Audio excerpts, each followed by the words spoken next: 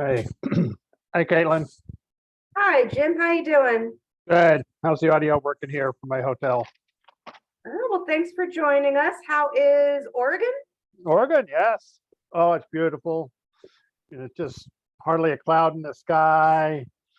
The temperatures in the upper 60s, 70s. And just missing all that stormy hot, and I guess sometimes orange and red air back in Alexandria. Yes, yesterday was actually noticeable. We actually had a visitor in our offices from a transit agency out of Portland today. Oh, wow. That's great. Yeah, we passed through Portland, went a little bit east of the Columbia River, then down south as far as Bend, and we turned kind of west to Eugene, and now we're headed north uh, back up to Portland. I'll be in Portland on Friday.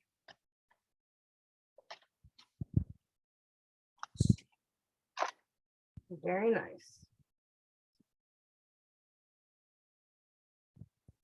What was the Portland transit person visiting for today? Just to find out how to run a really spectacular bus system?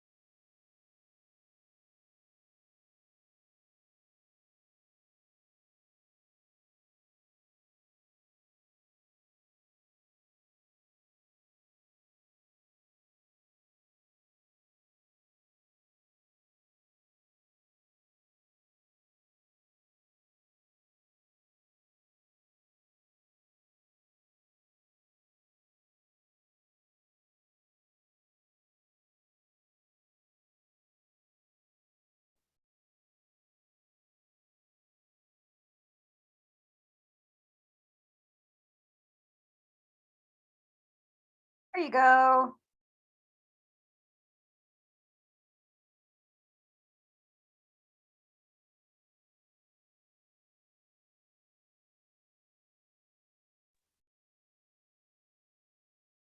Perfect. Unless somebody's sitting at the other end of the table, we can see all of you.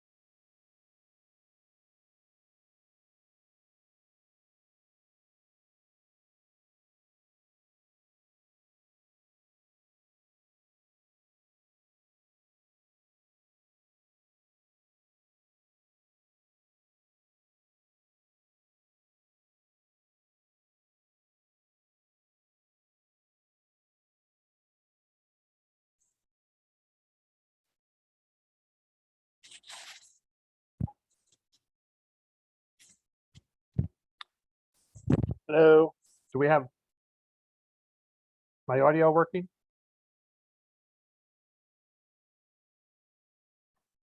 Yeah, I don't hear anything. Yeah, Jim, they're trying to connect their mics in the room and then we can double check that they can hear us. Okay, I think I saw a thumbs up that they can hear us.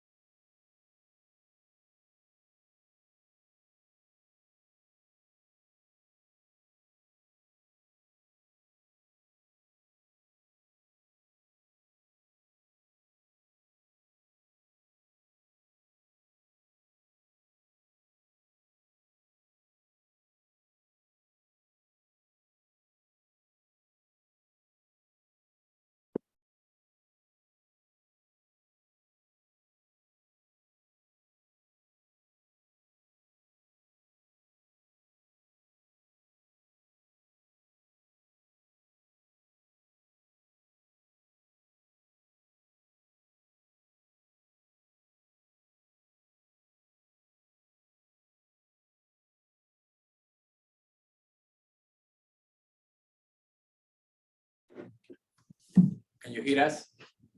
Yes, we can hear you. Oh, what'd you wow. Oh, sorry. Am I the voice from Oz again? Sorry, guys. Thank you, Elmer, again. 2 for 2.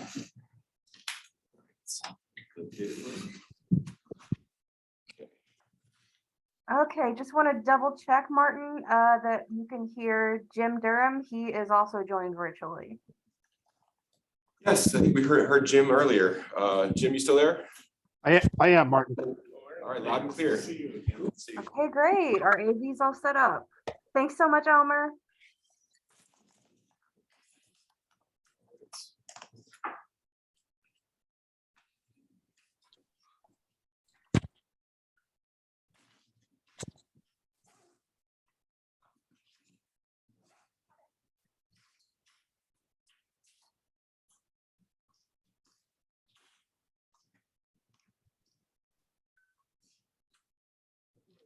And Caitlin, are we recording now? Yes, we've been recording since I opened the meeting. But don't worry, since your mic wasn't picking up, none of your conversations should be on the recording file. You're safe. All right, thanks, Caitlin. All right. Turn it over to you. Okay, welcome, everybody. Appreciate everybody coming out for this important July meeting. We have a very interesting agenda ahead of us this evening. The centerpiece of this discussion will be the beginning of a conversation with the mayor, and then hopefully this will continue with the city council on future funding of DASH. This is going to be a topic at their city council retreat in October. So I thought it would be useful for us to be early birds to the table in inviting them, Justin, to join us to sort of get his views and to hear from us about the importance of continuing funding for the system as it stands right now, and to understand better what the options are going to be in terms of free fare. Obviously, one thing we don't want to do is to see the system go backwards. And in fact, what we want to do is encourage the Alexandria Transit plan, the ATP, to go forward as it has been drafted. And as we well know, that plan tends to lag a little bit in terms of funding versus vision, but we will get there. But before we begin tonight, I want to introduce one of our new members who is with us, which is Kristen Phelps. And I would just like you to spend a couple of minutes just telling people about you and your interest in the DASH. Hi, I'm Kristen Phelps. I've lived in Alexandria since 2014, all in the same neighborhood, on Duke Street a bit. I learned about this advisory committee, I think through Jim, but I have been a fairly regular bus rider for the last few years. My kids are also heavy bus riders. I have a high schooler who uses the bus pretty much every day. And my little one also really likes to take the bus. So particularly since it became fare free, we our usage went through the roof as well. Just because it just became that much easier. So yeah, I've just been really appreciative of the transit and the improvements in the DASH service and bus line. We have a bus stop right on our corner, which is very convenient. And so when I heard about this opportunity, I thought it sounded very exciting to get to, help talk about the bus with other people who like the bus and talk about ideas for how to improve the bus or keep it up great where it's great. Yeah. Great, thank you. Nafal, I believe, is online. Can you hear us, Nafal? Yes, I can. Good evening, everyone. I'm Nafal. I'm the newest member of the committee. Welcome. Could you perhaps just give a quick little summary of your background and interest for being on the DAC? Yeah, absolutely. So I moved to Alexandria a little over 2 years ago. One of the biggest things that drew me here was the strong public transportation. And as strong as it is here, there are obviously things as a rider where I can see areas for improvement. And so I became very civically involved with the Alexandria Commission on Persons with Disabilities, the Duke Street Transit Way Committee, which is actually where I met Jim Durham, who told me about this committee, and I was more than happy to sign up. So yeah, I'm really interested in, filling those gaps of knowledge where, the people who work for Dash and the everyday riders, the gaps that exist in between those two perspectives. I'd really be happy to add in some more knowledge there and keep Dash a great service. Great, thank you and welcome. And Matthew, are you joining us from Florida? Yes, I am. Excellent. Well, Always work. I'm glad that you could make this meeting. Thank you. Appreciate you making the extra effort, as I appreciate Jim making his extra effort after probably a long day of writing as well. Okay, can we do roll call, please? Martin? Yes, we can. All right. I've got most of these, but let's go through it. Mr. Durham. Here. Mr. El Nubi. Present. And the pronunciation on that, was that Yeah, correct? you got it. Mr. Gahar. It's not here. Okay. Ms. Jiang. Here. Mr. Kunik. Here. Mr. McManus. Mr. McManus. Here, I'm here. Thank you. Thank you. Mr. Mislenka here. Mr. Simmons, Chairman Simmons here. Mr. Van Horn. He's going to be joining us at 6 o'clock. He wrote us, so he'll be a late arrival. Ms. O'Day. Mr. Kulam. Here. Thank you. And Ms. Phelps. Here. Welcome. And I'm Martin Barna. I'm Director of Planning and Marketing for Dash. Welcome. I am the staff liaison for the DAC. We're also joined by Raymond. Do you want to introduce yourself, Raymond? Yes, hi, welcome. My name is Raymond Moy. I'm the Chief Infrastructure and Development Officer here at Dash. I think I'm just here as an attendee tonight. And we're also joined online by Caitlin Eisel, who is our communications specialist, who helps with some of the logistics and is taking minutes tonight. That's it. Thank you. Thank you. As I understand, we do not have the minutes from the last meeting. Correct. So we are going to approve those minutes and the minutes from tonight at our October meeting. Correct. So with that, I will turn it over to Martin, who's going to give us the updates, our sort of quarterly updates on where the system is and other issues. Yeah, thank you, Mr. Chair.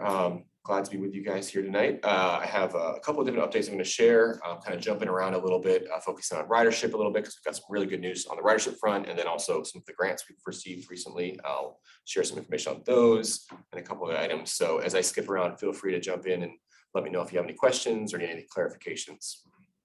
So on the ridership front, it's a little bit.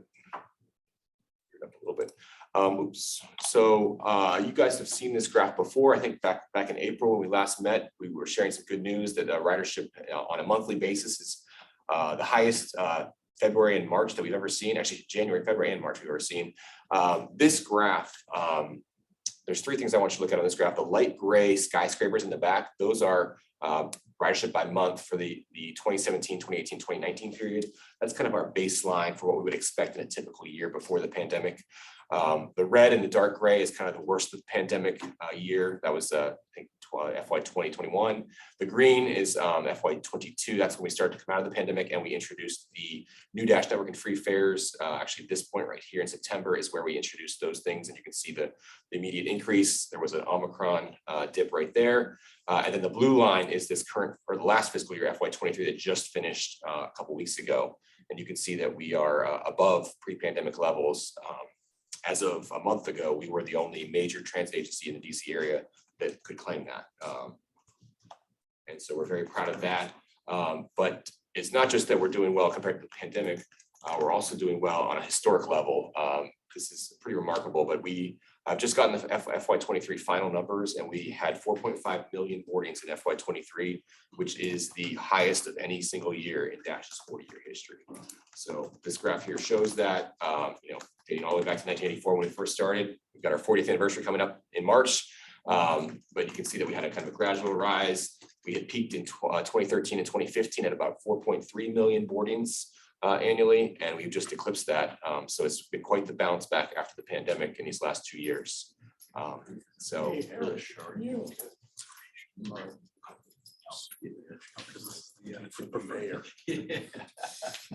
Thank you. Welcome. I can't believe I gotta give up my seat for the mayor. Unbelievable. all right. So a couple additional graphs to kind of dive in a little deeper to the ridership growth.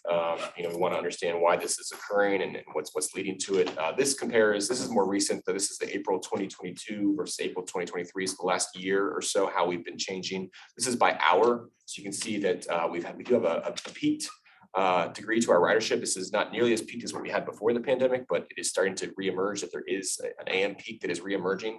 One of the things we had seen in the last year is that the PM peak had come back. Was a little bit wider. It was kind of a 3 to 7, 2 to 7 PM peak, which was wider than before the pandemic. But the AM peak was still kind of low. People were not really using the buses as much in the morning as they had before the pandemic. That is starting to change a little bit. You see here, we start to see the AM peak re-emerging. So good news there. But overall, I can tell you that there's a lot more off-peak ridership as compared to before the pandemic. It's not shown here, but that's something we've observed. In terms of route level ridership, you can see the different routes. This is average weekday boardings, April 22 versus April 23. You can see that the 35, that's our West End route that runs from Van Dorn to the Pentagon via Beauregard corridor. That is our heaviest and most productive route. That's been the case pretty much ever since the new network launched 2 years ago. So we're really seeing a lot of growth in the West End. And then you can see line 30 is our second busiest route. We've had a lot of discussion about that with the Duke Street corridor.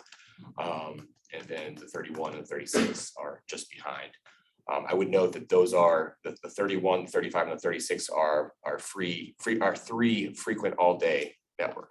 Those are the routes that run every 15 minutes or better all day, 7 days a week. So glad to see that those are high on the ridership list. If you can read these, just some Saturday and Sunday numbers, you can see again, the 35 is doing really well. Almost 3,800 boardings on a Saturday, 3,000 on Sunday. Those types of numbers are pretty much unprecedented in terms of a single route. Not too long ago, that would be pretty good for the whole system. So we've seen a lot of growth on weekends. So really proud to see that. And so, any questions on the ridership before I move to the next slide here? Really quick, I think I just missed it, but with the 34 rerouting to Potomac yards and that's Metro stop, any big change in ridership? I guess the Braddock Road folks are on the 30, 31, and then is there a big drop for folks going to Potomac yards? Any sense of how much is being used, I guess? It's probably a little early.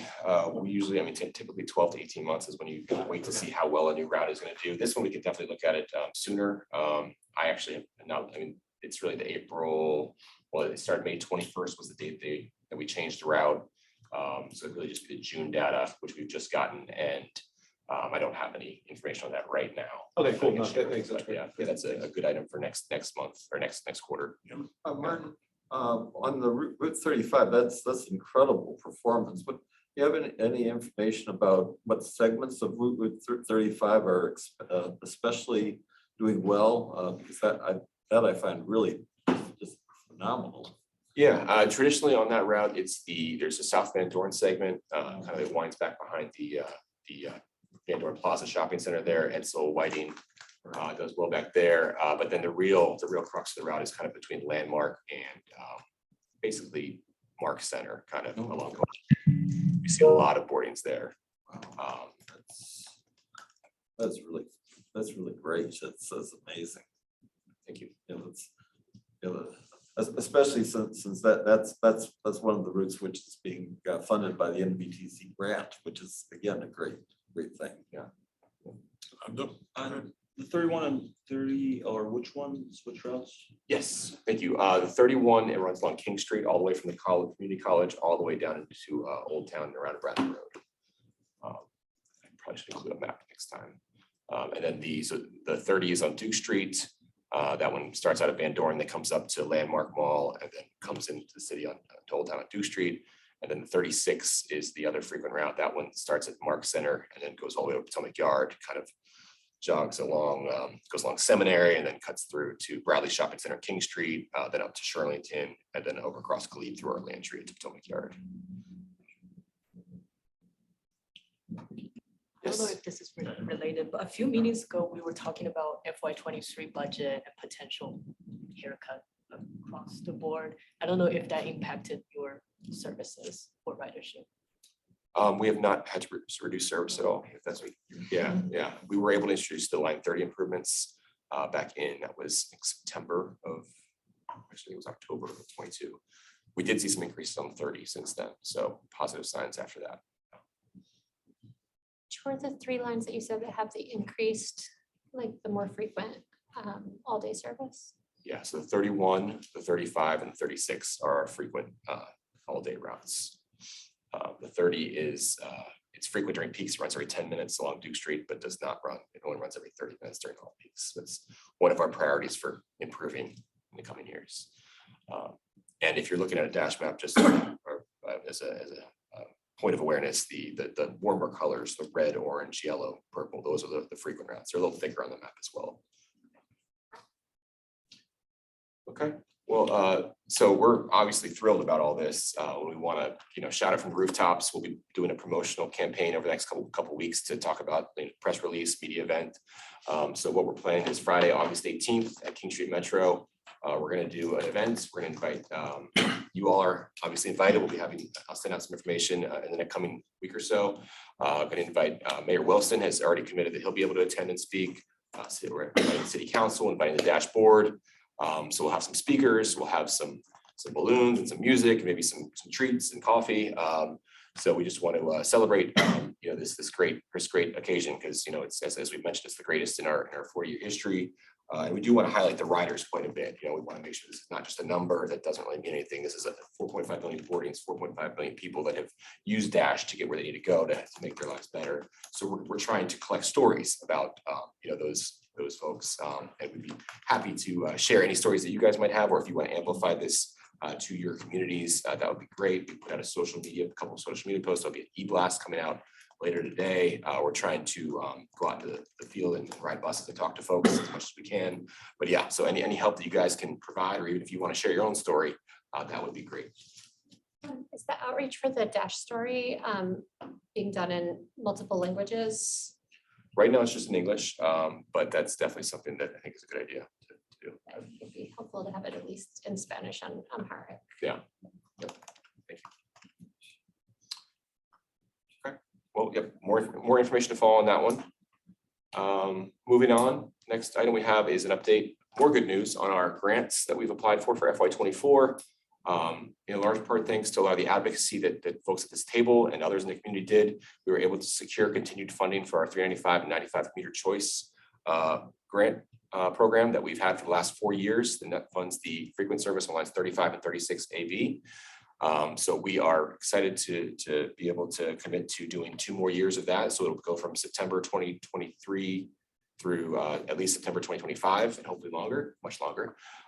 So that's great news. And then we also, in addition to that extension of the current funding levels, we're also able to secure an additional project, which allows us to purchase 2 additional articulated 60-foot electric buses that would be used on line 35 for additional capacity, because we're seeing a lot of crowded buses out there. We want to make sure we provide as much capacity as we can. So really excited about that. We are also really, for the first time ever, we are receiving FTA federal money for the low-no and bus facilities program. We have been awarded, Raymond, is it 24 million, I think, is that right? 24 million for 13 electric buses that will help us advance our plans to transition the entire fleet to electric buses by 2037. There's also some money in there for chargers and facility upgrades that will allow us to make sure that we have enough electricity to connect those buses and to keep them charged. And that is the biggest discretionary grant in Dash history, I believe, right, Raymond? Yes. So another huge milestone for us and will help us as we look to electrify the fleet. And then lastly, a couple smaller grants, but we have annually, we are able to apply to DRPT, the Department of Rail and Public Transit. It's our state agency for various grants. A lot of times they're demonstration grants for, maybe things that are a little untested and we want to try them out with a pilot. So we were able to secure about $400,000 for a couple different pilot projects. One is this electric bus charge management platform that allow us to, I apologize, I need to turn that down a little bit.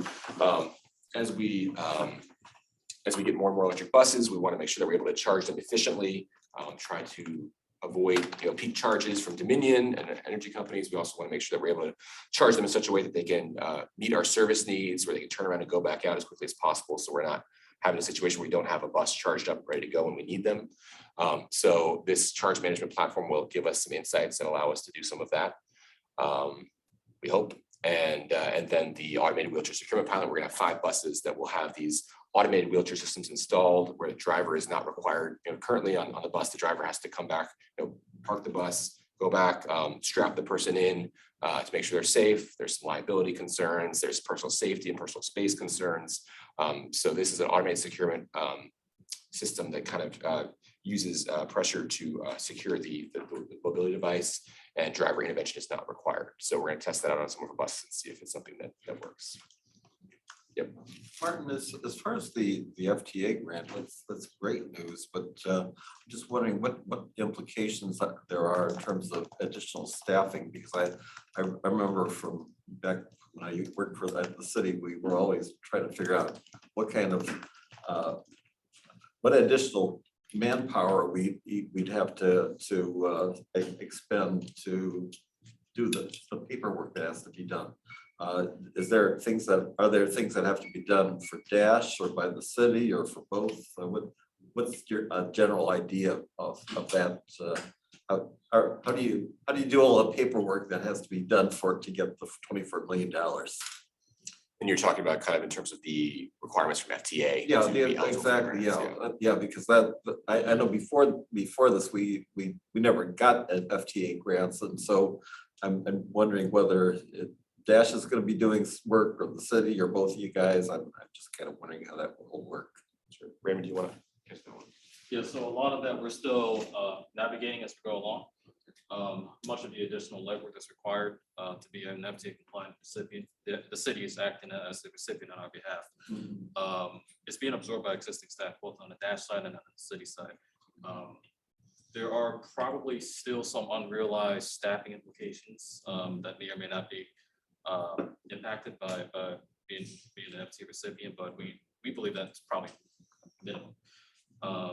Much of it is changing how we do things as far as how we're following a drug and alcohol program, creating an EEO program, Title VI and things of that nature.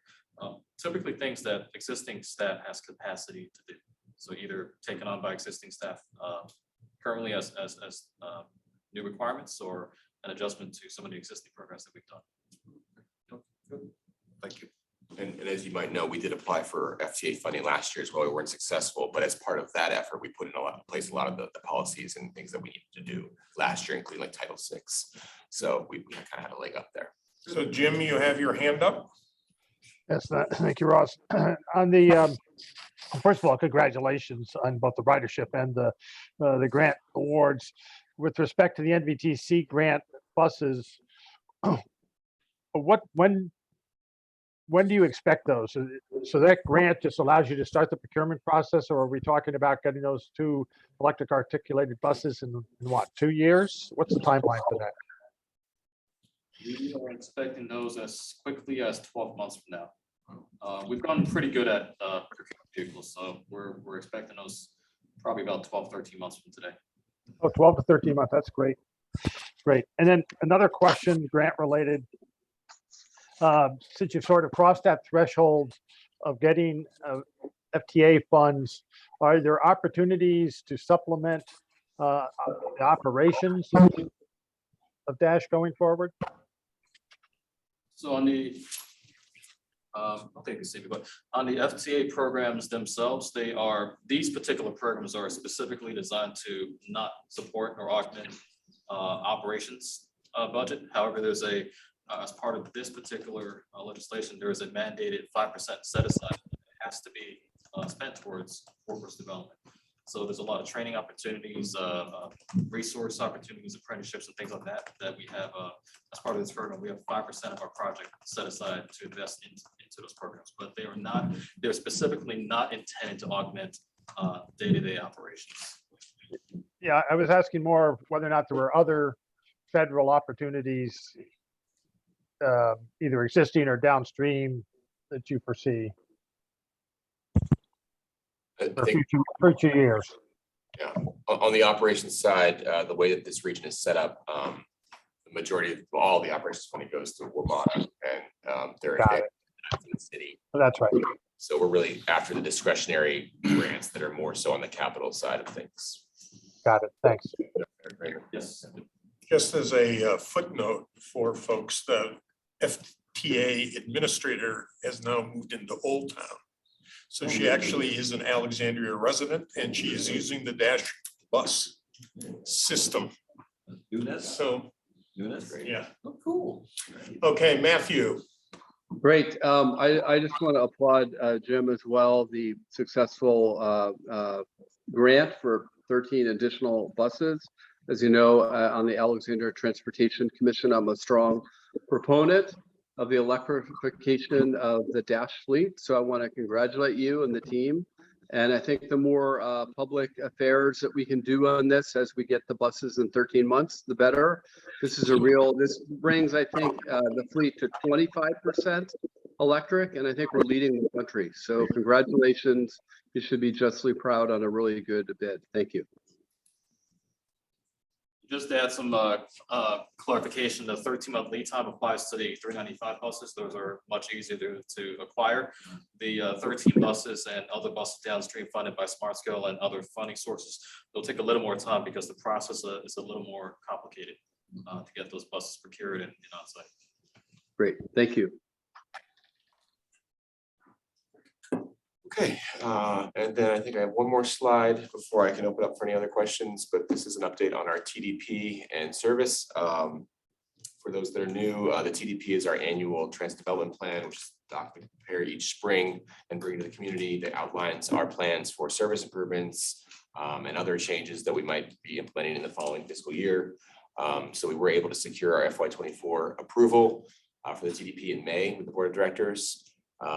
And we were very fortunate, again, thanks to a lot of the efforts from folks on this call and in this room, to get some additional funding for line 33 Sunday improvements that will be running every 30 minutes instead of every 60 minutes. Line 33 runs through Delray. It runs from King Street Metro to Potomac Yard along Mount Vernon Avenue and then through Alexandria as well. So it's a very good route for feeding into the new Metro rail station at Potomac Yard. So we'll have improved Sunday service on that route, and that's planned to be implemented in late August, pending some of the CBA stuff that's going on. On that note, Potomac Yard Metro did open on May 19th, which was after the last meeting of this group. I think overall it's gone very, very well from a Dash standpoint. We've been able to adjust our service on the routes shown on your screen, 33, 34, and 36, to directly serve the Metro rail station. There's a bus loop there with shelters. You can kind of see a picture of it there on the right. But provides a direct connection to the station from areas like Arlandria and Delray and Fairlington, those areas. So we've seen heard good anecdotal feedback, but I mean there have been some kind of things we're trying to iron out. There has been some service reliability issues. A couple drivers still learning the routes. So we have some hiccups here and there, but I'd say overall it's been very, very successful. Yeah, as I mentioned, we've had some service reliability issues. Those are a lot of those are focused in Potomac Yard, but we're looking at other places as well. We track on-time performance for our buses on a monthly basis. The last 2 months have been a little lower than we're used to, so we're looking at that more closely. Is there any additional feedback? I go back to boardings for just a second, since it came up at our last meeting, which is the number of school riders, right, on the bus. So once the school year ends, do you see a decline in ridership as a result? Yeah, because there was the issue of overcrowding, actually. We do see a significant amount of crowding on the buses, especially during the PM dismissal on Right. 31 and 36. So And 6 to 8:30. And in the morning. 6:30 to 8:30. Jason rides that That's a bus dice- too, he knows that's this a dice quite well. roll. You see it Trigger, firsthand. yeah, trigger, but yes, So what that's my line. So with the fact that we're not collecting fares, we no longer have the ability to track with as high a degree of accuracy the number of students. Obviously, they used to be able to tap their student IDs to ride for Right. free. We no longer have the ability to do that. So we don't have a perfect way to do it. But we have kind of looked at what we use as teacher work days as a proxy. You know, those are days that, you know, most people are going to work, but schools are out of session. So that kind of gives at least some insight, and there are quite a few of those throughout the year. What we had found is that we estimate that close to 2,000 student boardings per day occur, which is a significant portion of our ridership. We get over 15,000 on a typical weekday, so that's a decent chunk of it. You know, that is, you know, like I said, it comes with some caveats. That's not a perfect estimate, but that's what we've seen. We have seen some drop off in the weeks following the end of the school year a couple weeks ago. And it's on that level, about that. So Abdul, do you know what the yellow buses carry in any given day? How many? Yeah, how many students? Be interesting to compare what Dash is carrying versus We the, can get the numbers, if you want, we can ask. yeah, You know, I think just- it'd be interesting to know. Yeah, living on that line, you know, and having the Pentagon, I'm Pentagon route and the Mark Center route, you know, the routes that I frequent the most and often. So, and I have a up and coming senior at Alexandria High School. So, so I'm very familiar with this route because I'm on it all the time. So here's the thing that we need to, I think is important for this board to know is free fares didn't impact students. They've always been able to ride for free. And so that was, now what's unique though, when it comes to yellow bus versus the Dash bus, is any student that lives within a mile of the school is not given a yellow bus to ride. So what you have is you have folks, you have students within that mile radius jumping on the bus to go. And so that therein lies the big bump. And so so a line that I would be on going to the Mark Center, I would average about maybe 15 to 20 people. Is, you know, it's full, it's standing room only. Like all seats are filled, standing room only, and it's mostly students, great students. But I mean, it's just a capacity issue. And then trying to figure out how to solve that capacity, you know, that's a challenge at best, I'm sure. So that's a change and that's different. Now that the students are gone, I mean, it's really easy to hop on, hop off, but you know, that day is coming soon to where you're gonna hope for a seat or maybe the next bus, which can be, you know, that's an issue if you don't want to be late to work. So there's some caveats to that, a little bit more to peel back on, especially 36 AB for sure. Well, 35. Yeah, what they come from Yeah. the West End as well. They Yeah. change from 35 to the 31. Yes. Yeah. So yeah, we have seen that on multiple routes. Jim, you want to jump in? Yeah, so two questions, one on the student ridership that I've been asked by other people. And did I hear, well, first of all, did I hear right that your rough estimate is about 2,000? Yes. Okay, and then how does that compare to pre-pandemic when you did collect fares? You know, you started free fare for students in fiscal year 17 or school year 17, and then for all high school students in 18. So you have 18 and 19 as two pre-pandemic years where all high school students could ride for free. Do you recall, or can you find out and let us know afterwards what the student ridership was back in those days? In other words, trying to see if it's roughly comparable to what it was before, or is that also increased? Yeah, so from back when we had the student IDs that allowed for free boardings, I believe the highest that we saw was between 1,400 and 1,500 per day. So it has gone up just by virtue of not having to have a student ID, just jumping on board. And also, you know, the network redesign has provided much more frequent service along that corridor as well. So it could be a couple of. Right. The network redesign sure helped, and that's one basis by asking about the articulated buses is to the extent we can get more capacity on board with the larger buses. I think that's a huge help. And my second questions are related to the ridership data collection. Back, you know, a year ago or so, when the decision was made, or whenever the transition was made to go fare free, the decision was to put in place a new counting system at both doors. And my recollection is by the end of June, that June 2023, you expected to have that system certified. Is that certification complete? And if not, when will you officially say, boy, we're really happy with this new system and having ridership automated ridership counting? Yeah, thank you for the question. So just for some additional background, currently we were counting ridership via the operators press the button every time someone boards. This is not the ideal scenario, but that's what we've been doing for the last few years, ever since we went fare free. And we have found that it's actually pretty accurate. They take their job very seriously. Even when it gets a little crowded, a lot of times they'll hit the button as they're coming up to the stop before they start getting on. And they found ways to do it well. So we found that they actually are very accurate with that. That said, can be a distraction. So we want to make it as easy on them as possible. And we want to implement these APC counters. As of last December, we completed a project to retrofit the fleet with these APCs, automated passenger counters, which have optical video sensors over both doors that track how many people are entering or exiting the vehicle at all stops. So we have been testing those for the last 6 months. As Jim mentioned, we're seeking NTD, National Transit Database. That's the where we report a lot of our service characteristics to the FTA for funding and other purposes. So NTD requires a certification process for us to transition from using the farebox data to the automated passenger counters. To answer your question, Jim, we have not completed that process as we have been delayed a little bit. There's been some challenges in terms of getting through the process, and some of the hardware has not worked quite, the APC hardware has not worked quite as well as we had hoped. As recently as 3 weeks ago, we had some vendors on site making some adjustments to the equipment, and we're going to be running some additional tests. We're hopeful that in the next 2 months or so, we would be able to have much better results and would be able to make that transition. Thanks.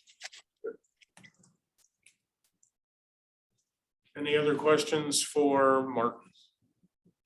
Do we have any KPIs to look at? Anything specific you're looking for? We do have KPIs. We have a page on our website that I'll admit is not the most prominent, but it is under About Us. There's a performance report page that has some of our KPIs.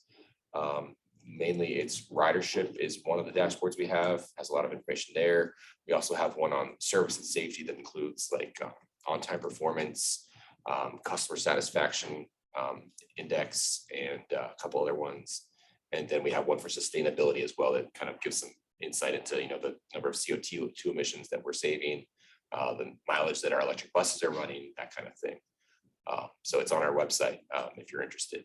Are those kind of the KPIs we're talking about, or?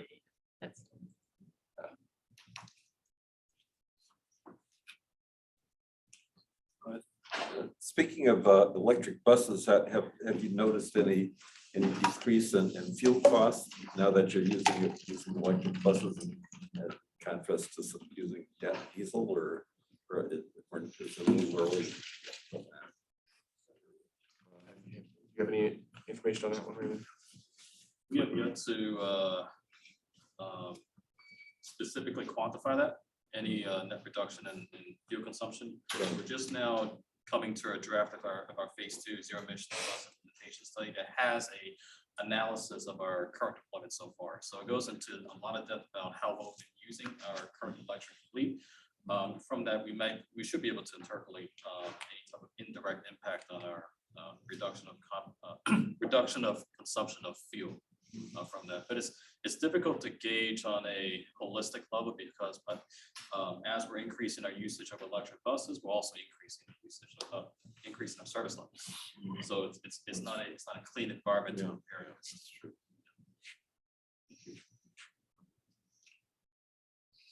So the mayor has texted me saying, ironically, I'm running late now due to 2 missing 36 buses, apparently due to mechanical issues. So he got on the 33 and said he would grab his car and head over here and be here shortly after 6, which, he's probably on his way, given the traffic, it may be a little bit longer. One other update you just may want to give is the question I asked you before the meeting began, which is, since we've discussed this in this committee, the union negotiations, and just sort of where we generally are. Yes, so we are still So we're still negotiating. Okay. Our initial contract was set to expire at the end of June 30th. We have received an extension on that to the end of July. Essentially, we are scheduled to reconvene a negotiation session next week on the 25th. Yeah, can't go too much details, but that's what we are status post. Okay. Great, thank you. While we wait, do we want to just do the Duke Street BRT update quickly? And then when the mayor comes, we'll return to the agenda item with him. Sure. So Yvette is going to take the lead, but there are others now with Nafal as well. And Jim, you've got lots of reinforcements on this agenda topic. Yeah, so since we last talked in April, there's a lot that happened on Duke Street in motion. So in the May meeting. And here he is. Sorry about that. Welcome. Good. Hey guys, hello, hello. Is this me? Yes, that's you. All right. Why don't you just do quickly for those that just introduce yourselves to Justin, so he knows who he's talking with. I think I know some of the things. You know some of them, so you know Jim. Absolutely. All right, go ahead, Yvette. I met John, we met at the Absolutely. city council. Good to see you. Jason Kunick, 18-year citizen of Alexandria, and I wanted to thank you in the middle of this winter. You met Flat Stanley for my son, who's 9 years old, and you let him sit in your office chair, and I think you made a major impact in his life. So those pictures circled around the globe. Thank you very much. Thank you. Hey, Justin, I'm Arish Gudger. I'm a relatively, I guess, recent transplant to Alexandria. Only been here about a year and a half, but great place to live. So thanks. Great. Thank you. Thank you. Hi. Morning. Nice to see you, Justin. Good to see you. Kristen Phelps. How are you? How's it going, sir? I'm Bill. Good to see you. And then on remote, Jim, You. Matthew, Welcome, Mayor. Good to see you. Hey, Jim. Manus, Mr. Mayor. Hello. Hello. and then Nafal is our newest member. Yeah, that's right. I'm Nawfal Kalam. I'm also a pretty recent transplant to Alexandria. Nice to meet you, Mr. Mayor. Great to meet you. So thank you Thank you for joining Thanks for us. having me. Yeah, sorry for being late. It's all right. We explained what the I was issue gonna was. say, So Mark is on. He's Gotta gonna fix look, those 36s, man. Gotta fix the 36s. he's gonna look into it. Let me tell you about 36. That's the thing. When it works, as I told Josh a couple minutes ago in my text, when it works, it's wonderful. When it doesn't work, it's a problem. So Two in a row too, that's rough, I'm sorry. yeah, no, it was 2 in a row. In a very hot day, as I found out. So so got some sun. It was good. It helps my vitamin D deficiency, so it's all good. So as you probably know, this committee is a committee that reports to the general manager. It does not report to the board. It's a separate independent entity made up of writers, active writers of the system. And we've been in existence now for roughly 4 years. Am I correct with that? Given the pandemic, I've forgotten the dates, but I think it's 4 years. And one of the issues that we wanted to focus on in this upcoming year is the question of the future of free fare system, which I understand the council is also going to discuss at your retreat in October, at least come up briefly, if nothing else. And to better understand from your viewpoint, at least, what you think the issues are moving forward so that we can ensure that the system that has been built out to date can continue to function well. Sure. Except for the occasional problem with the. The 36. And that the longer term transit plan, which we're already behind on, everybody recognizes we're behind on that, can continue to move forward. So we just want to understand and begin a dialogue with you, and then continue to discuss that with council and whoever else you think is appropriate as we move forward, because we realize this is an important issue. And I think there's probably consensus on this committee that we consider the bus system infrastructure in the city and should be budgeted accordingly as that. So with that, everyone sort of has the background of how we got to free fare. Sure. Understand the question of social equity and health and all the other related issues. So now we kind of want to just sort of project forward in what you see as sort of challenges and opportunities that may exist. Yeah, absolutely. Well, first of all, thank you. Thanks for having me. It's great to be here. For those who don't know, before I was on council, I was on the dashboard, chaired dashboard, second chairman in the history of the system. So, I'm also a daily, as you learned today, daily dash rider as well, and have been for about 20 years now, 20 plus years actually at this point. So I'm a big fan of the system and what we're doing here. And, I think let me start with the context that I think if you go into our budget, you would probably not find,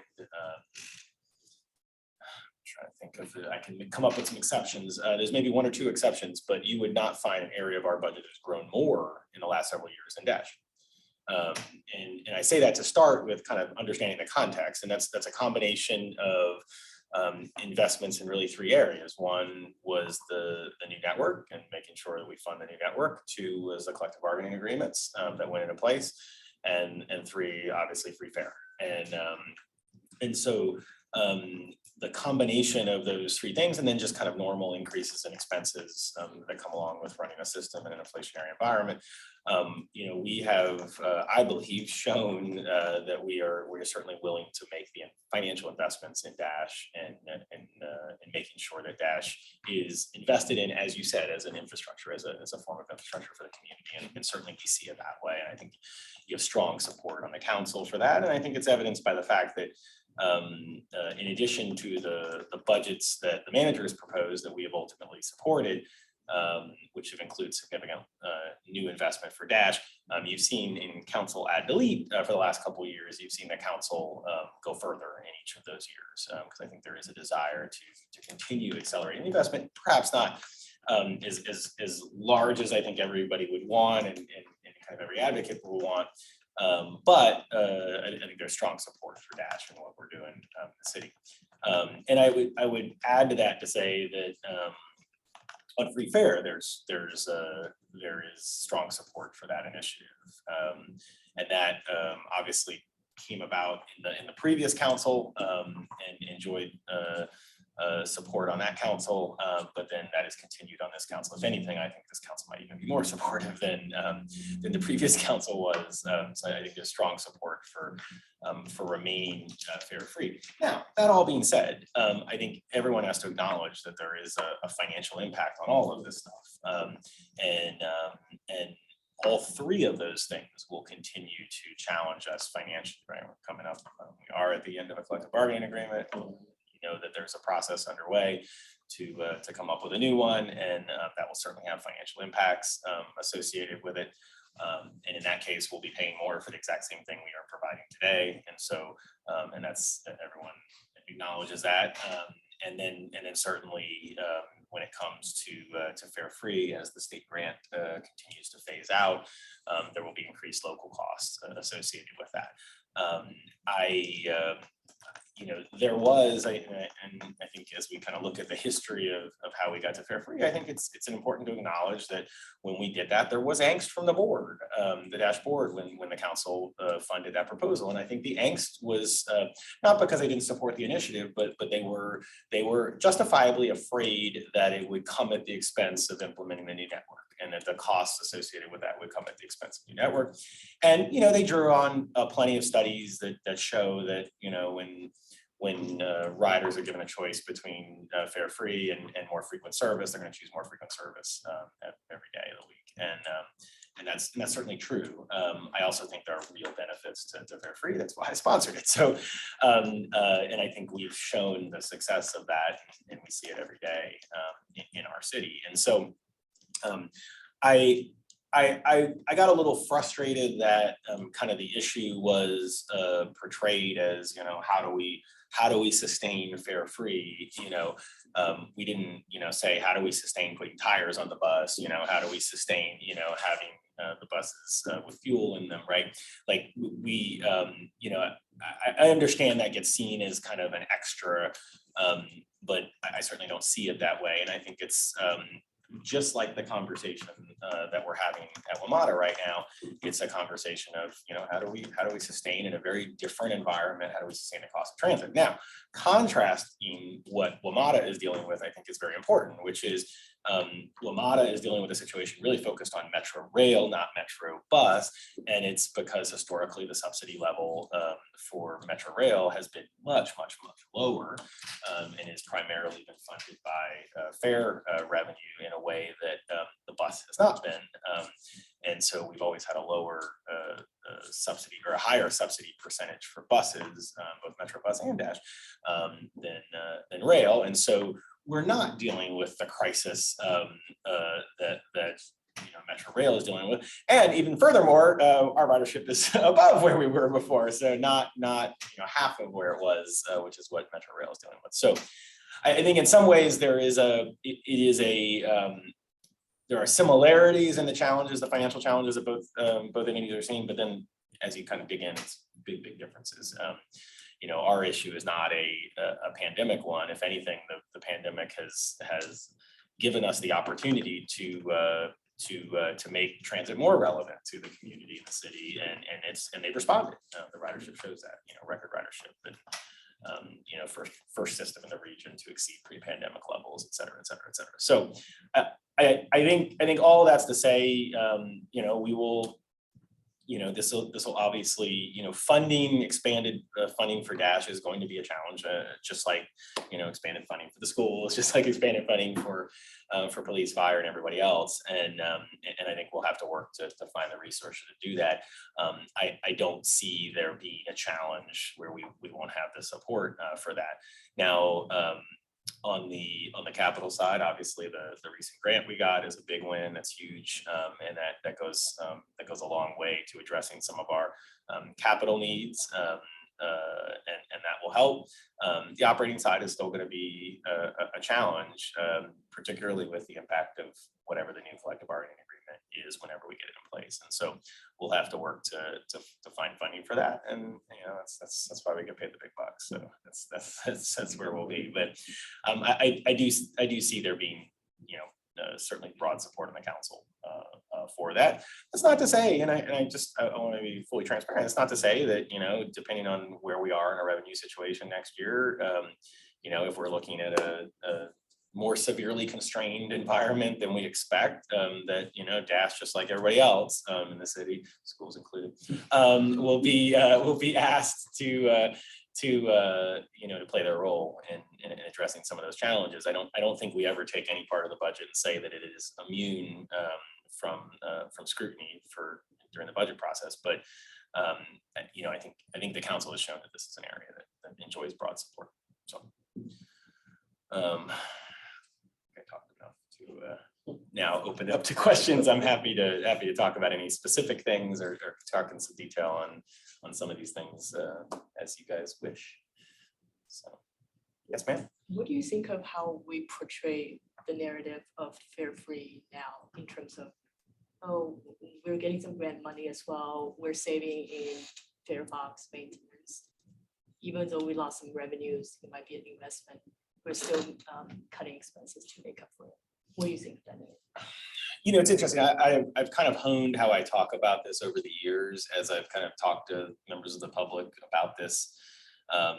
Because I'll hear all kinds of different things, right? I'll hear, of course your ridership is through the roof, you're not charging any fares, and I always challenge them. I'm like, how many people besides me will just ride a bus for free for fun, over and over again, right? Like it's not like, I mean, maybe Jim and I are the two that will do that.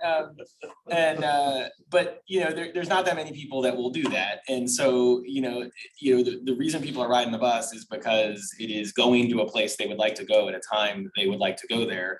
And it is also fare free. And there's some reasons for that. And so I think I've tried to tell the story obviously around how we took advantage of a pandemic moment, because this wouldn't have happened. But I mean, let's be clear, this would not have happened if not for the pandemic, if not for the situation that we were in. And it was basically, we woke up in you know, as we were coming out of the pandemic and said, you know, gosh, we got no ridership as it is. We're bringing in no money as it is. Let's take advantage of that and just kind of grow back into it without revenue. And that's essentially what we did. And then obviously we had the trip funding to make it even easier for us. And the other thing I've talked about is I don't think people realize is there's a lot of people in the community that just kind of assume fares covered the whole cost of Dash. And so, you know, I always try to point out that we expanded the taxpayer subsidy of Dash. We didn't, you know, create it. You know, there was always a subsidy, a very hefty subsidy for every ride that was happening on Dash. And we did so for all the good, you know, environmental, economic justice, you know, et cetera, mobility, all the reasons that we subsidize mass transit, just like we subsidize every other mode of transportation that occurs in our community. You know, we said we felt like it made sense and in line with our public policy to expand the amount of subsidy we were providing to Dash. And so I think that's also important because, you know, I will hear from people who will say, well, just add fares back and you know, everything, all your problems are solved. And I'm like, no, like this is not, you know, we're never going to get to a place where it's fully covered by fares, nor should we even get close. And there's no transit system in the world that does that. So anyway, so I think that's, again, I've kind of, depending on the audience, I've kind of adapted how I communicate on it, and depending on the issue that's raised. You know, it's fascinating because I always feel like I've been doing this long enough that I have heard everything, and then every once in a while someone will come at me with a little something different. And you know, I had a gentleman who actually emailed last week, lives in Park Fairfax, very opposed to fare free, said we need to immediately reinstate the fares. And you know, his reason for approaching that was he said he was on a Dash bus recently and someone solicited him for money on the bus, and he attributed that to fare free. And you know, obviously that's not appropriate. It's not an appropriate behavior on a bus. I pointed out again that I've ridden Dash for 20 plus years. That's never happened to me. I've ridden Metro for 20 plus years. That happens regularly on Metro Rail, which charges very hefty fares. So you know, it's a I don't think that was endemic to his concern. But most of the folks I hear about who are concerned about fare free, you know, believe that there's just kind of this huge amount of money that we're leaving on the table and we should get it, and everyone pays for something, so we should pay that. You know? And that's kind of, but you know, I'll explain all the reasons that it's a good idea. So it is interesting that I feel like, you know, when we first rolled it out, there was a lot of attention paid. I mean, a lot of press. I did TV interviews with everybody. Everybody was kind of fascinated by it. It does seem to be, people seem less fascinated, which I think is probably a good thing. It's becoming more of a kind of a mainstream acceptable policy. So yeah, I hope that answered your question. It's a long way of answering it, but other questions? So when we get to the end of the state grants and we have that budget hole that will exist, what is the strategy that you feel folks like us should help pursue? I mean, you have in front of you here a group that can amplify messages into the community. So the question will be one of what are the key messages, right? It's almost scripting, right? At that point about how we want to approach this. Well, I think you mentioned some of them already. You know, transit is a utility, right? It is a basic public service. It allows people to get around the community, get to jobs, get to medical appointments, get to school. In the case of a lot of our students, you know, this is what it is. And you know, over half, and in past studies, I don't know if you guys have more recent studies, but over half of our riders are you know, they're transit dependent folks. And at least past data I've seen, I don't know, you guys probably have some newer data, but it was surveyed planned for the fall. Okay, yeah. Past stuff I've seen is, you know, over half or a little over half are transit dependent. And those are primarily, for all the socioeconomic reasons, those are, always lower income folks, particularly people of color in our community. And so, this is essentially a tax cut for essentially the people who are transit dependent and are riding these services. And we are increasing the subsidy to take care of that. I think, again, I'm always hesitant about paying too much into the kind of, how are you going to fund the run out of fares? Because first of all, we apply for grants all the time that we receive that have run out periods, and this is not unusual. And there's lots of different services that we provide all across city government that have are initially funded by grants and then they scale down. I'll give you a great example. We have pretty much every expansion that we have made to the fire department over the last 25 years has happened do what's called the SAFER grant, which is a federal grant where we receive a whole bunch of money to fund these new positions, and they fund them for the first couple years, and then over a period of time they stop funding them, and eventually they scale, they go away. And nobody calls us up and says, again, like, how are you going to fund the firefighters when the SAFER grant runs out, right? Because we do it, we make it happen, right? It's a critical service, and we have to. And also those grants have maintenance of effort provisions, which say that we have to keep funding them even after the dollars go away. So again, I want to be careful about not kind of making it too much of a thing. But I think the reality is the advocates in the community should be continuing to make the case both to the council, to city staff, and to the community that transit is really important. We have a success story in Alexandria. I think a really compelling success story about how fare free coupled with the new network has been wildly successful. And in a time where transit systems all around the country are suffering. In really seeing challenges in ridership, we're seeing a different story here. And what I think is even more compelling about that story on the ridership front is that is happening while Metro Rail ridership is half, although it's gone up, is half of what it was. Which, and if you look at the routes that feed Metro Rail in Dash, those are our least successful routes generally. It's the other routes that are being really, really successful. And I think it tells you that we're, whereas in the past, I think so much of our ridership was kind of connecting into Metro Rail and people getting onto Metro Rail and then commuting into DC. That is not what's happening right now in the system. And I think it tells a very different story about how people are using transit in our community. I think it's really exciting. And what's I think really exciting is we're just getting started. So I think we'll see continued growth as we go forward, as people realize, and as we fix the 36B and 36A. But as people realize that these routes are able to provide a really compelling thing for your life. Which I have to tell you, just for me personally, right? Again, I've been a transit user for over 25 years now, and the opening of Potomac Yard and the connection of the 36 into Potomac Yard, that's saving me, 30-45 minutes a day. And that's a lot, that's a lot in a busy day, right? And that's because I'm able to go, and when the bus is on schedule, able to go to the end of Executive and Glebe and grab it to the Metro, and then vice versa back home, and immediately do whatever I'm going to do. And the same thing happens, in August when my kids are back, or my younger one now. The older one's gone. When the younger one's back in school, it's compelling for her too.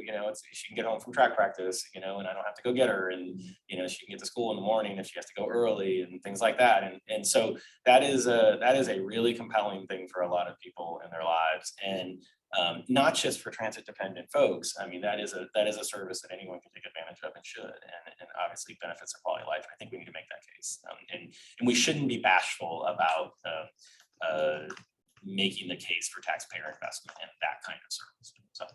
So we have a new city manager. Yes, sir. The old city manager obviously knew the system well. Sure. Was extremely sympathetic Yep. to the system.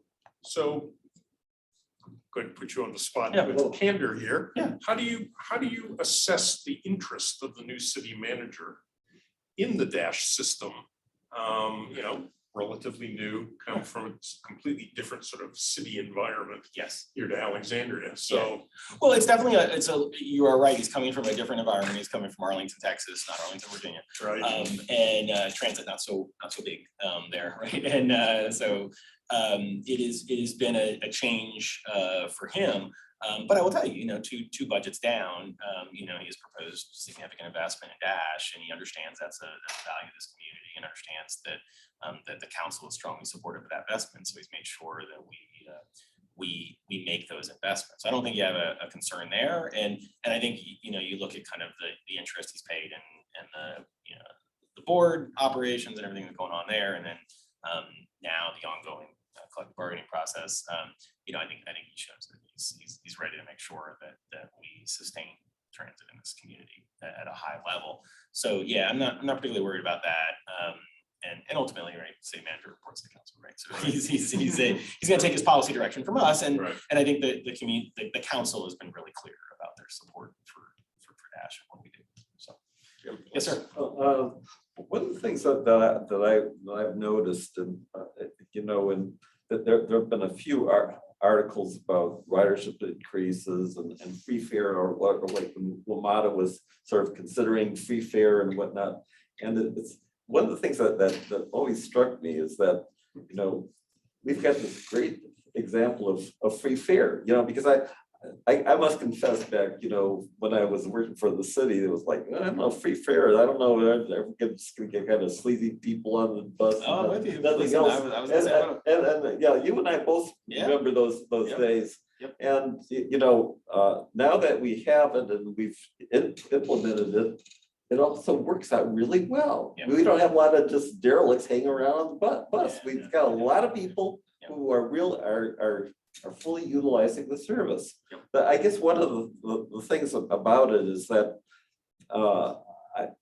for some reason or other, I think that the media has not done a very good job of indicating to the general public just how good of a system Dash is providing. And it's something that I think that I don't know what we can do about it, but it would make a lot of sense if maybe on Friday or whatever, we really have that point that we're talking about huge ridership increases, and we haven't encountered huge problems in the system. It's really working well.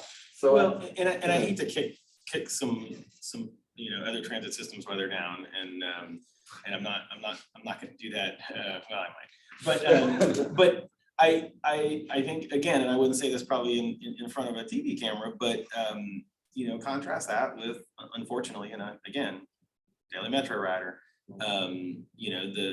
there has been degradation of kind of quality on the system over the last couple of years, and some of that it's not Metro's fault entirely. There's a lot of other things going on that they're kind of in the swirl of. But I've heard it from riders. I've definitely heard it. I know it's impacting ridership on Metro Rail, and that's a problem. And we have not seen that. We have not seen that on Dash, and I think it's a testament to great leadership in this building, our drivers who are doing an excellent job in kind of managing it. The other thing I would make an argument for, and I think this is a rule that I would apply to a lot of different policy areas, is I think sometimes when we're crafting policy solutions, we overthink these things and try to be so, okay, we have to make sure that we don't unfairly benefit this group by unfairly, and in some cases, the best policies are the more sweeping, kind of understandable. Right. And, I know that because I've talked to a lot of my regional counterparts, and some of the other transit systems have experimented with fare free, but only for certain routes. This route is going to do this. I just saw I was driving through Brooklyn coming back from Vermont on Sunday, and I was talking to my sister in Brooklyn, and she's talking about how MTA is looking at a couple bus routes in each borough, and they're going to make those fare free. And it's just, and I appreciate it. I think it's the right policy, but it's just so complicated, and it's just so hard for kind of Joe or JNQ public to understand. Whereas in some cases, like, wait, you made all smaller routes, yeah, every single route, right? Every single, even the ones that connect to Metro, yeah, every single route, they're all free, right? And it's just a lot more understandable and also has some benefits in the simplicity, you know, we don't have to have, you know, these buses have fare machines, these don't, you know, these, you don't worry about it, right? It's all fare free. And so I think that applies to a lot of different policy areas where sometimes we just are we overthink these things so much to try to avoid, you know, and there's perfectly good reasons. I mean, listen, my good friend, one of my good friends on the Arlington County Board, you know, she said part of the reason they didn't do it is, you know, how many of their riders are connecting to Metro and are using Metro checks from the federal government, and they'd be basically turning down essentially a bunch of federal money. And we have the same situation, no question about it. And we are essentially giving away a lot of federal money that a bunch of federal employees who are riding transit have essentially because of their employment. And that stinks. It stinks, it's frustrating, but I don't think that outweighed the benefits of the program. So. Yes, sir. Mayor, just being the, 36 AV route, 35, if you're paying. When it comes to, there's an optics issue, especially in that area, when it comes to going to hop on the bus, it's full of students, which students have always been able to jump on, and especially they've been fare free for a while with the right credentialing. Correct. And so, so it's a little frustrating with folks at my bus stop because they're like, wait, aren't I paying for the yellow bus? Now I'm paying for this bus. And that's a frustration. And oh, by the way, there isn't a seat for me now and I'm paying twice. And so it's a growing frustration because more and more people are being told to go back to work. Just in the past 60 days, 20% more people in the Pentagon and Mark Center have gone back to work, and that's going to continue to grow over the next few months. So that frustration is actually going to start to grow because it's going to, when kids come back to school. So how should I address that when I talk to folks? You know, it's interesting. I mean, I'll say a couple things about kids riding the bus. So first of all, to Jim's point earlier, I think we always heard, kids ride the bus, they're going to be misbehaving, they're going to drive away the regular passengers, all that. I'll be honest with you, I see more adults misbehaving than I do the kids misbehaving. And I'm on, I mean, just to be clear, like my experience, right? The 103, which especially prior to Potomac Yard opening up, 103 was my workhorse going either way, right? Either going 103 to the Pentagon and getting on the Metro, or if I missed the timing because it only runs every 30 minutes, unfortunately, the 103 going to Braddock. And the 103 going to Braddock on a school morning is a GW bus, is a GW middle school bus, and it is full of GW middle school students going to the 103, going to basically getting off right before Braddock Road Metro. And I don't know. I have seen that all the time, and I don't see a lot of problems. Is it full occasionally? Yeah, it's full occasionally. You got some people standing up for a couple of minutes. I mean, I had people standing up on the 103 going to the Pentagon pre-pandemic, what was the AT3 all the time. That bus was full and standees going to the Pentagon. So I don't. I see that as an evidence of success, not a problem. And then the 36, certainly the 36 is an ACHS bus in the morning going that way. And that bus is absolutely full. Multiple ones are full going to ACHS in the morning. And then certainly in the afternoon, it's an activity bus heading kids home. I mean, my kids use it for track practice, all kinds of stuff. So those buses are covering a lot of students. I know we've had some dialogue with ACPS about trying to quantify that and getting a sense of it. I'll be honest with you, my answer is something a lot broader. I would love to have a conversation about how we actually get them out of the transportation business, with the exception of maybe elementary kids, and do something more dramatic in the city. And I think there's a way we can do it in a city that's 15.5 square miles and has a transit system like we have. I would argue it doesn't require a lot of expansion on our existing dash system to address almost all of our kids who cannot walk already and could get to school. So I think it's a conversation we need to have. It's certainly middle and high, but obviously it would require more capacity than we have today. But I think it's a conversation we should be having, and a lot of urban areas are having. So I think the answer is if the buses are crowded, just like any crowding situation, we have to deal with it, and we should should deal with that by adding capacity. If they're just mad because kids are on there, you know, like.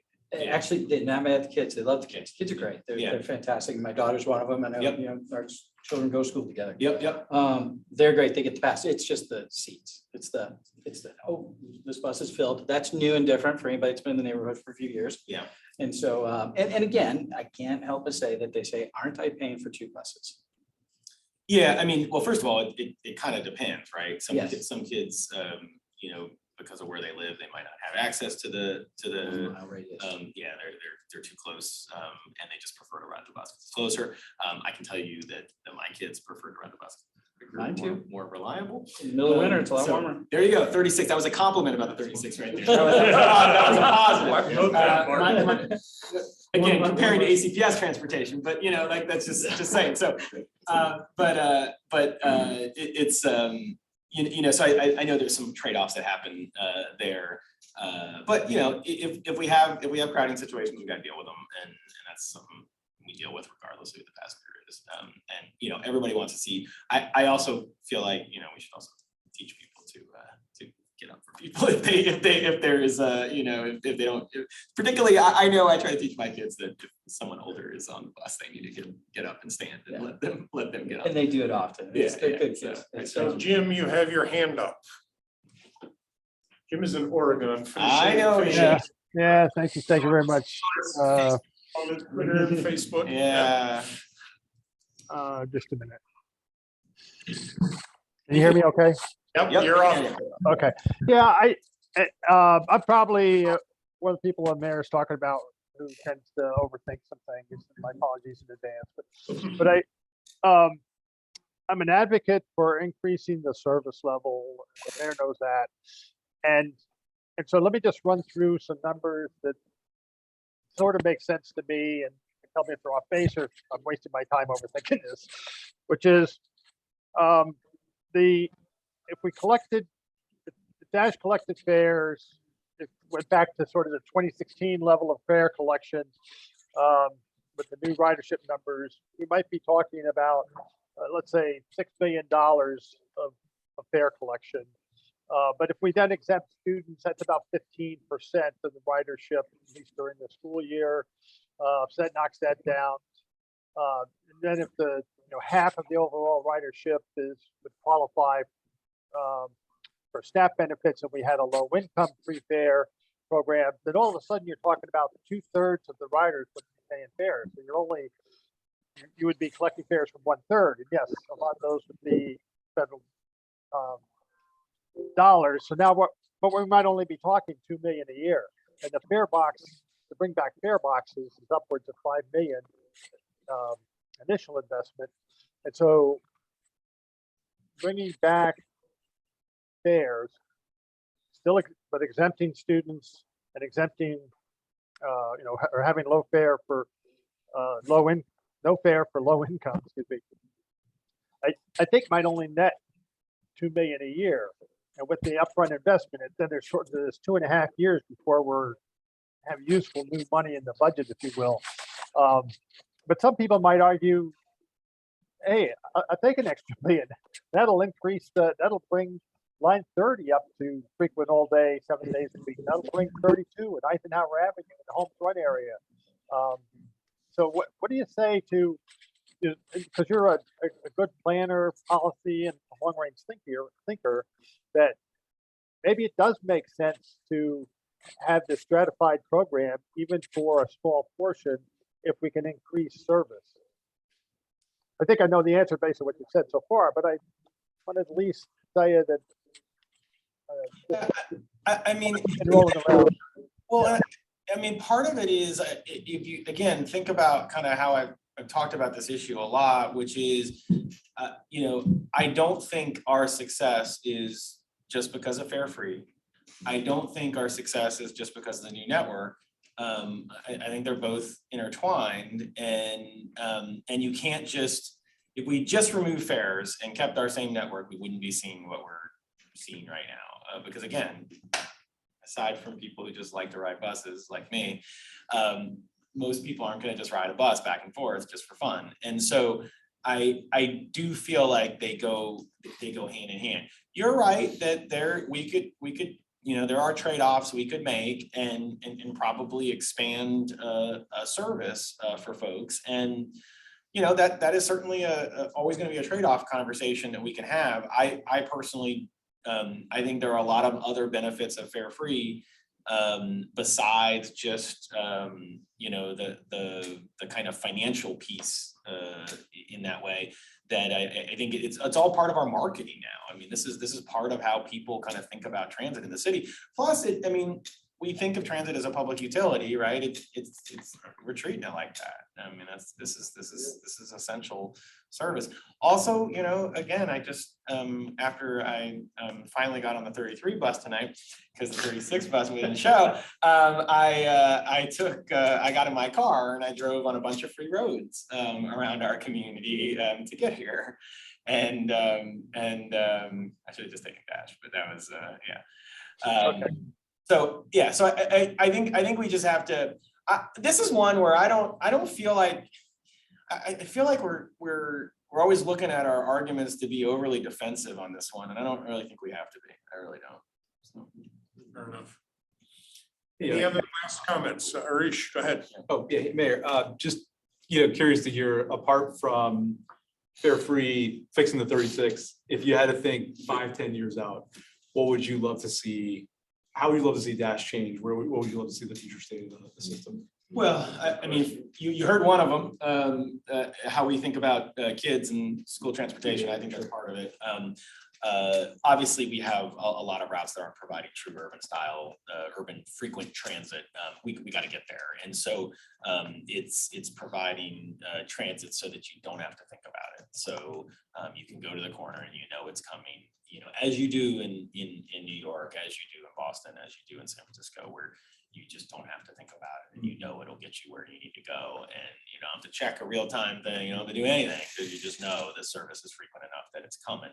And I think we have a lot of work to do around the community for that. I think we also have to make the investments in the amenities for transit. There are so many places in our community where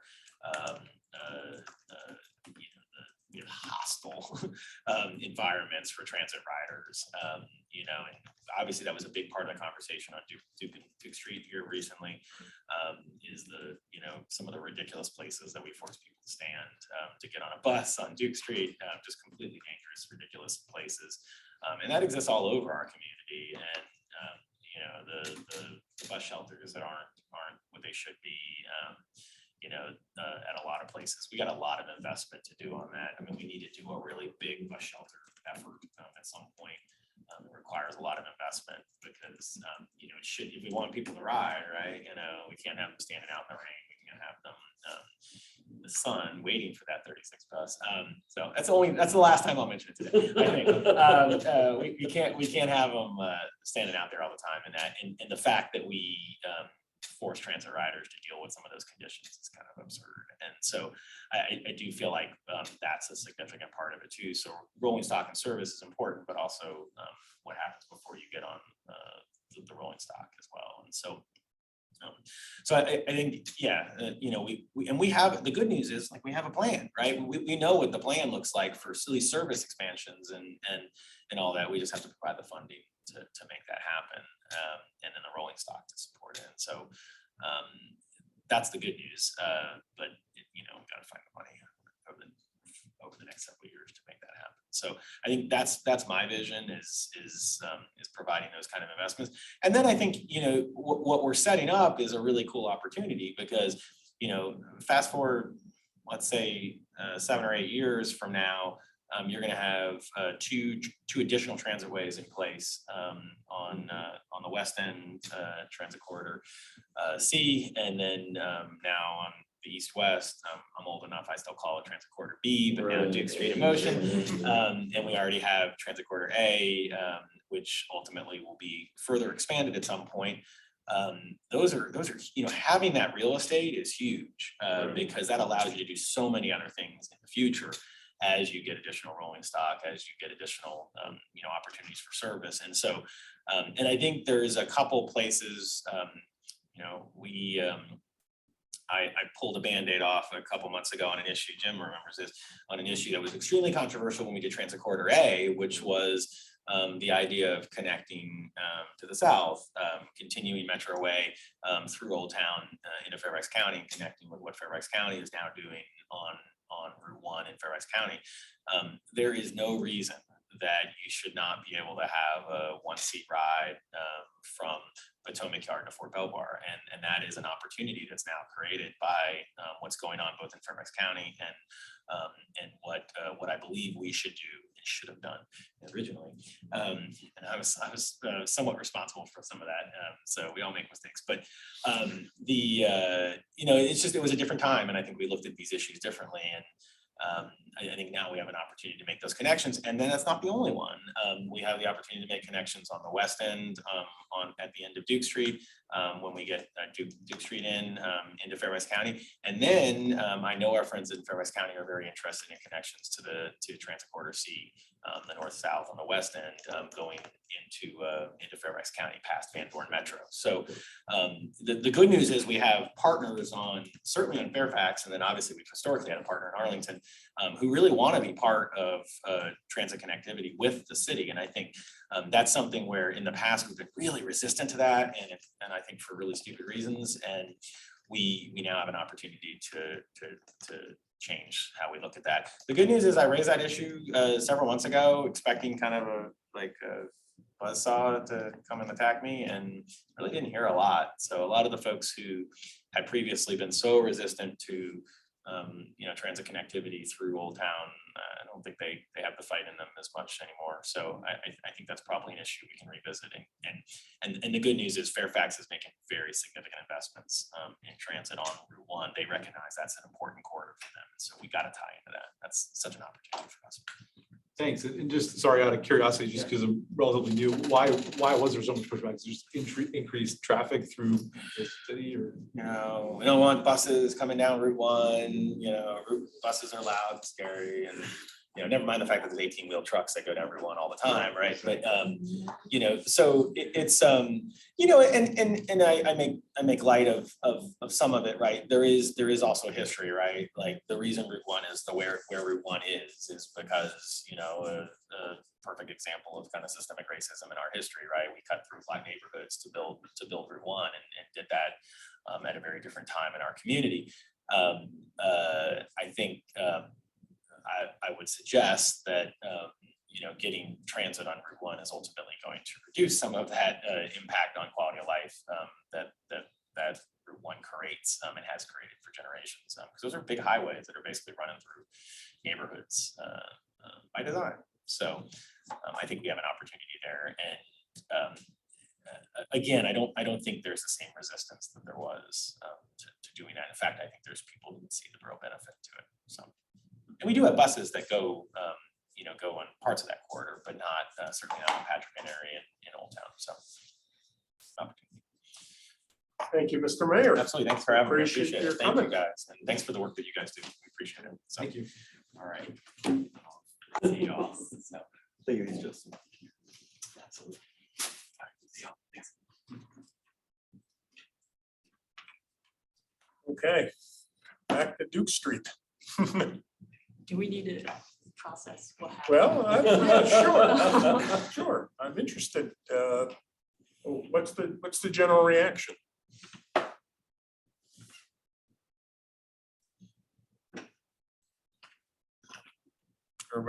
Everybody pleased by what they heard? I think he left the door wide open for many different courses of action. That's correct. He's a good skilled politician. Yes. The 36 is going to be emphasized forever. You're a good man. Did some research, apparently there's some air conditioning issues on that one, so. But I think you opened up the door for creativity. Yeah, you did. And I appreciate that. Beyond the politics side, just the managing money side, and money is important because we can't do anything without it. So you can't forget it. And I like that he opened up the opportunity to explore different ways of cutting the same pie. So I appreciate and respect that. So. Abdul will now go back to the school board and tell them that we're gonna eliminate the yellow buses.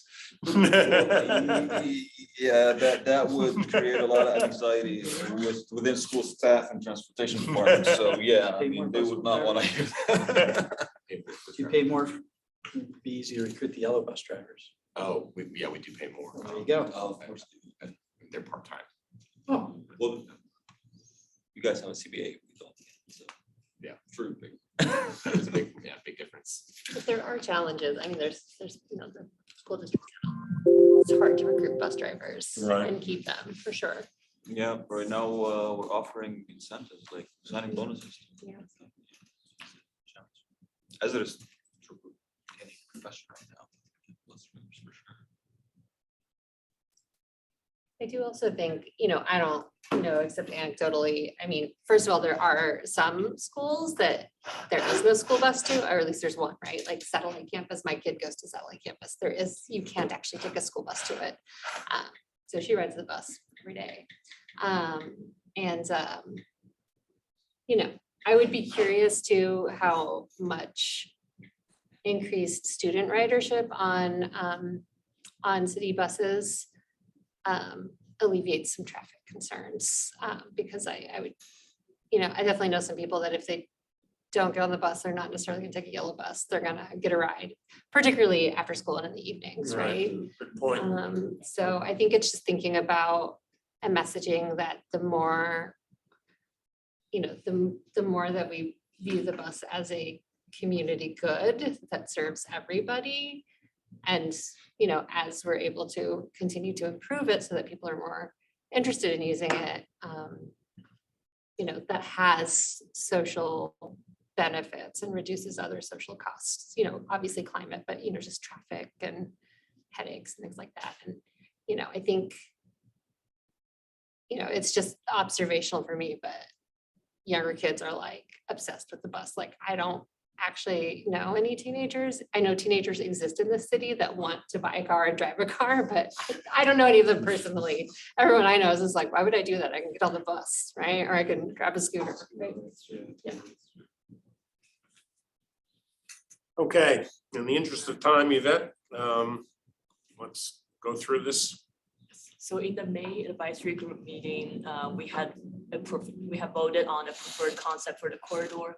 And the long-term plan is that we include central running bus lanes for the entirety of the Duke Street with separate spaces for pedestrians and cyclists.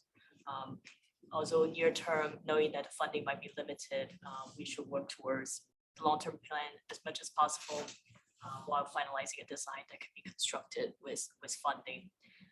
That also includes signal technology improvements, maintaining 2 general purpose travel lanes in each direction throughout the corridor. So that's the main meeting. If you're interested in the segment by segment breakdown, you could go to the Duke Street Emotion website. And on the June 27 City Council meeting, there was a public hearing for the consideration of a resolution to endorse the advisory group recommendation. I believe over 70 people signed up. A little bit less than 70 people actually get a chance to speak, including Jim and myself. We're wholeheartedly supporting the recommendation. And I think the majority sentiment that I heard is in supportive of the recommendation. And that definitely translated to the council's decision. I understand that at 1:30 a.m. in the morning, the council has decided to endorse unanimously. So I guess some of my personal highlights is that I really think the TNES staff did a really good job in terms of their civic innovation. They really put a lot of thoughts into, you know, the public outreach. They try to incorporate a lot of stakeholders in the conversation. I think for me, you know, coming from also the Commission for Women background, we believe, you know, economic opportunity is physical mobility, you know, physical connectedness is economic connectedness. So with that in mind, it's Duke Street illustrates some of that point. I guess sitting on a DAC advisory committee, we also look forward to a future that's not a gridlock, but also, you know, a vibrant community with multi-modal access. So I'll pause here to see if Jim and Naval, do you have anything to add? Well, first, I really enjoyed hearing the mayor speak. I never actually realized how, well, first to start, I don't have children, so that kind of explains it. But I did not realize how big of an impact that the Dash system had on the school system and the school bus system. I think that's fantastic. I grew up in the city of Chicago knowing lots of kids who would take the city bus. So I think that's a great thing that I learned today. And, I am also really looking forward to all the new routes that will be coming to Potomac Yards. I didn't realize there was so much development happening with that. Is there anything else you want to add about the Duke Street corridor and your involvement with that? Or do you feel Yvette has summarized it well? Oh, she has summarized it beautifully. There's nothing more I could add to that. Jim, anything else? Just a couple of things. I want to echo Ben's comment about the staff. In fact, when I spoke at the city council hearing, I used my self-limited 2 minutes to really thank staff and the advisory group because they did a great job. Of the 70 who signed up to speak, 40 people were 100% in favor. Another 20 or so really had a concern about their service roads near West Taylor 1. The staff had relatively late in the process because it's focused on the busway, as you would expect, and put some proposals out there for the side roads that had not really been worked through with the residents. And so 2 aspects of that, of the 26 people who were not 100% in support of the project, 20 of them were really concerned about the service roads, and the city's committed to working over the summer and fall with them to resolve that. So if there was any pushback, it was predominantly on a service road issue, not on the bus issue. There were about 6 people who had objections to the transitway recommendation itself, but did not have any substantial fact-based reason for it. So I think that, again, coming back, that comes to an indicator of the city and the advisory group put forward a plan that was really well supported in the community. And so it wasn't surprising to have a city council 7-0 vote at the end of that. So, kudos, hats off to Yvette, Arful, both serving on that advisory committee. They did a great job. That's all. Oh, yeah, that's all I had. Thank you, Jim. I think it also is a very good example, I hope, for the city. I meant to say that to the mayor before he left, but I will follow up, of how he can take advantage of the DAC in future transportation related issues in the city. So I will make sure that a note gets to him on that topic. Yeah. If I could interrupt and go back to the previous conference about takeaways from the mayor's conversation, just reminded me of, is, he asked that we help communicate the value of the program, the combined program of the new Dash network and free fares and how that's working together and help get that message out. And of all the notes I took during this conversation, that's the one I started to think about. How can I personally, how can I as a member of DAC do that? Maybe writing a letter to the editor or something, specific, not just in our day-to-day conversations. But I just want to say that was my takeaway, and I hope everybody will think about that. Thank you. Thank you, Jim. Okay, we've now come to what we call the open forum part of our meeting. This is designed for, at least for the new members, to so that we have the opportunity to talk amongst ourselves. It's any particular topic that anyone has that we haven't covered or wishes to forecast for a future meeting of the DAC. So I will open it up if anyone has any particular item they wish to raise. I was just wondering, they are going to be having the big spiel over at King Street Metro on 9 o'clock on Friday. Is there anything that other than us going there, or that we want to make a statement or something about that, or what is there any role that DAC should have at that whole spiel? Basically celebrating the success of Dash, I guess. Yes, we're still in the planning phase of that event. I think we are gonna have a few speakers, and I think we're probably gonna ask Chairman Simons to be one of those speakers if he's okay doing that. And you guys are obviously, we really encourage you guys to attend if you can. I encourage you to send in stories. I think we're gonna have some like visuals of maybe posters in different locations that have some of the quotes or testimonials from riders. But yeah, we definitely would like to have Chairman Simmons speak. Simon, I'm sorry. And yeah, I think we're still in the planning phase, but any ideas that you have would be much appreciated.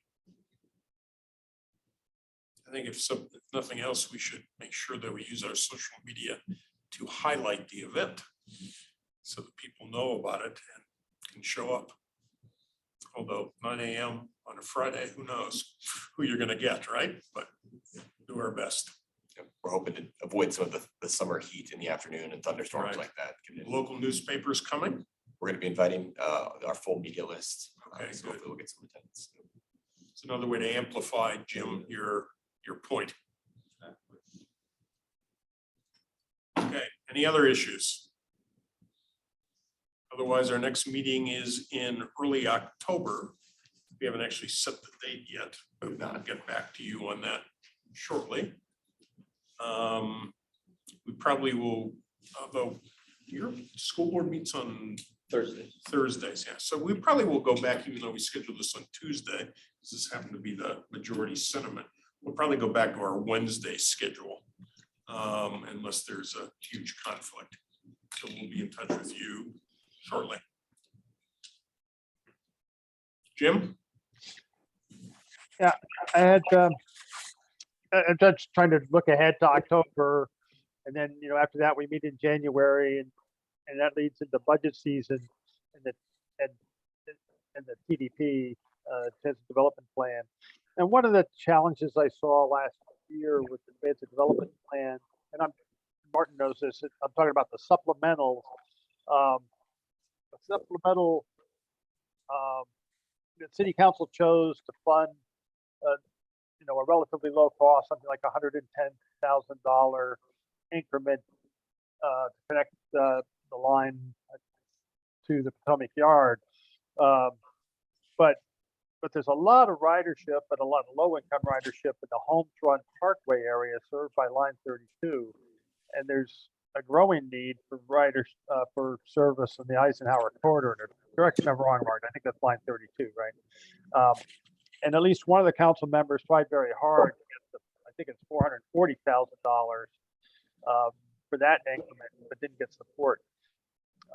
And as I look at that increment, it was both the Homefront Parkway Van Dorn, Landmark to Van Dorn service, and the Eisenhower service. And I'm just wondering if Martin, and I know you don't like to break routes up, but when you offer up TDP supplemental and something we can talk about in October, could you tell us the pros and cons of having that as one increment versus having it as a separate, here's a smaller version and here's the whole increment. Is that something we can talk about in October? I mean, we're at the point of saying, what else is going to be on our minds in October? I thought I'd ask that question today and see if that was the topic. So for our advocacy for implementing the Alexandria Transit Vision, that seemed to have some of the higher impact on our low income or minority residents, and yet it was sort of a too big of a chunk to fund in a budget cycle. That's why I wanted it to be broken up. Anyway, I don't know if other people have any questions, sort of pre-thinking what we're going to want to know in October. I can just quickly respond that Jim, I know I've raised that before, and I think it's definitely an idea worth exploring. So we can plan for the next meeting that we'll have some more information about what that might look like, and if that's something that we can include. Yeah, and if it totally doesn't make sense, to just explain it at the next meeting. Sure. You guys know how to run the system. Sure. The other point I will raise, which is my perpetual plea, is that we don't have appropriate demographics on this group, even in terms of ridership on lines. because we're clustered as a group generally around three primary lines. And I think we need to be thinking about, if we really want to reflect the entire community, that we try to recruit people who are in other areas.